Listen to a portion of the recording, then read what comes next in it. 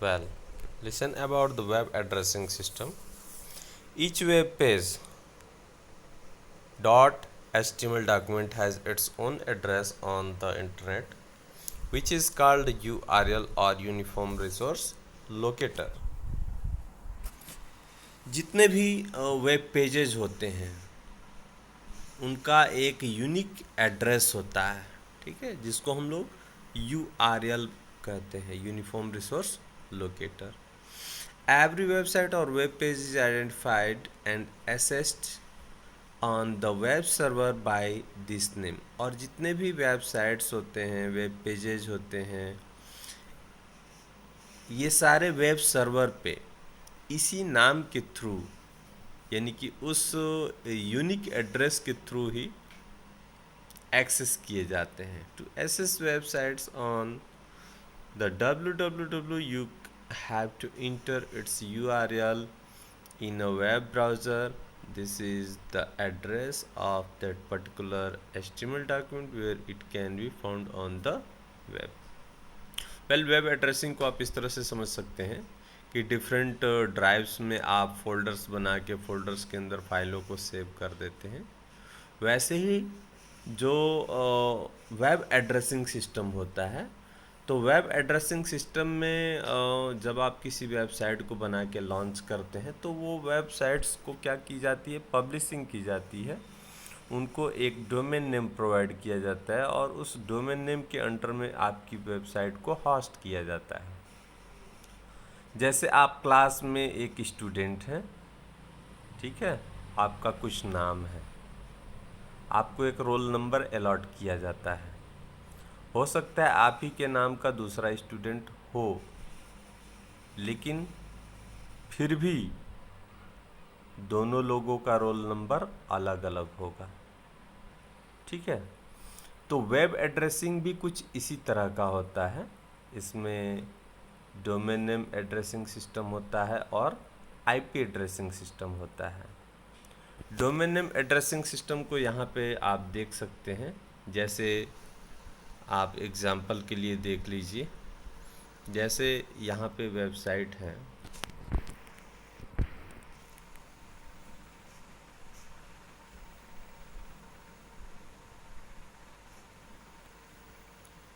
Well आप यहाँ पे देखिए www.cvc.nic.in है. ये क्या है? Domain name addressing system.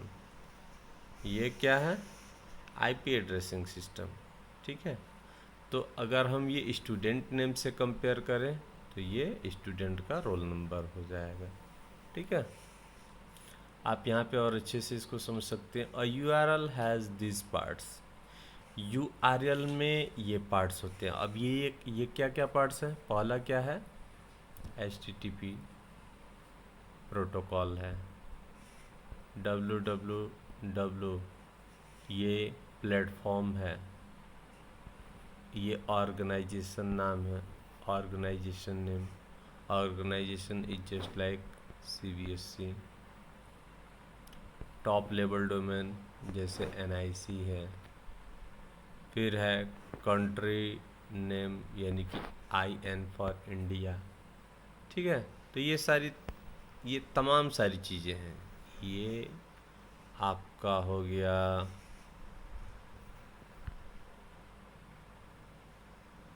ये हो गया डोमेन नेम, ये हो गया IP एड्रेस, ये हो गया प्रोटोकॉल, ये हो गया www world wide web platform. ये CBSC क्या हो गया? Organisation name. NIC हो गया, यहाँ पे आप देख रहे हैं कि टॉप लेवल डोमेन हो गया, और IN कंट्री हो गया, और यहाँ पे welcome.html ये क्या हो गया? वेब पेज का नेम हो गया. तो ये चीज़ें बहुत अच्छे से यहाँ पे दी गई हैं, आप इसको समझ सकते हैं. कुछ टॉप लेवल डोमेन्स हैं, जैसे .com कमर्शियल एंटरप्राइज के लिए यूज़ होता है. .edu एजुकेशनल इंस्टीट्यूशन के लिए यूज़ होता है. .gov गवर्नमेंट ऑर्गेनाइजेशन के लिए यूज़ होता है. .mil यूएस मिलिट्री के लिए होता है, .net नेटवर्क एक्सेस प्रोवाइडर के लिए होता है, .org ये नॉन प्रॉफिट ऑर्गेनाइजेशन के लिए होता है। तो ये सब कुछ टॉप लेवल डोमेन्स हैं। इनके साथ साथ कुछ कंट्री कोड भी दिए गए होते हैं, जैसे IN for India, US for United state, UK for United kingdom, JP for Japan, ठीक है।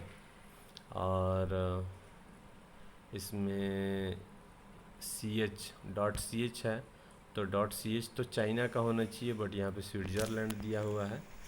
इसको थोड़ा सा इसको हम लोग नेट पे चेक कर लेंगे कि क्या ये सही है कि गलत है, क्योंकि बुक छापने वाला भी कोई व्यक्ति ही है, कोई ऑर्गेनाइजेशन ही है, तो मे बी कुछ एरर भी हो सकता है।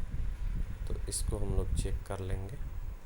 AE फॉर यूनाइटेड अरब अमीरात है। तो ये कंट्री कोड्स जो डोमेन नेम के साथ यूज़ किए जाते हैं, ठीक है। तो इस तरह से आपने क्या सीखा, web addressing system. Okay, thanks.